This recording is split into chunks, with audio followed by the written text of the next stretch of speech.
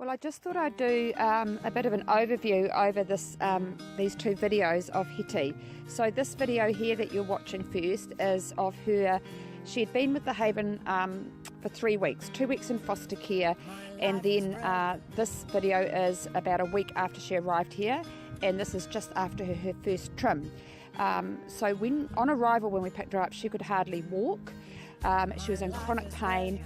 Her coat was absolutely matted and shaggy. She was very thin, and she was a really sorry sight. Now, the story behind her is, while she was loved, and we have no doubt about that, her final home was with people that weren't horsey. And going into her 23rd year, she was there as a retirement home for kids to plod around on.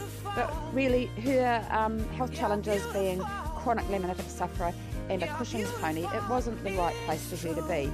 Now, these people had, as they said to me, had dug the hole, and so we just got there in time before Hetty was put down.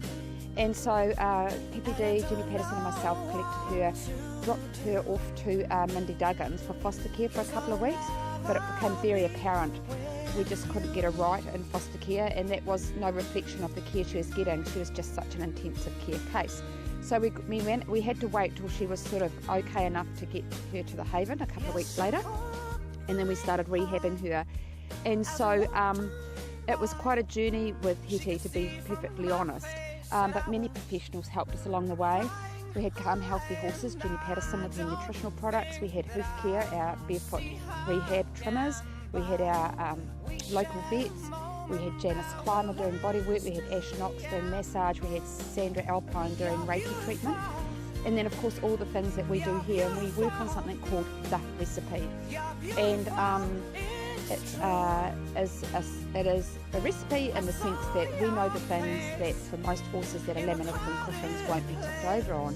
However, in saying that, we've had times where crushed linseeds tip laminitic over.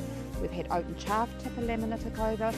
So the thing to remember is that horses are individuals, and just like humans that are celiacs, I class the laminitic as a celiac in the horse world, and we treat accordingly. So we take all grains out of the diet, and we take green grass out of the diet, and we feed hay that's got no rye, no clover, no lucerne in it. So it's just a matter of absolutely taking the diet, stripping it out, and just feeding them safe hay and chaff, and then adding some salt and nutritional products, good quality organic minerals for healthy horses, and then we seem to have great results. We haven't had a failure yet. So everybody that's come to the Haven for rehab and respite, we have turned around.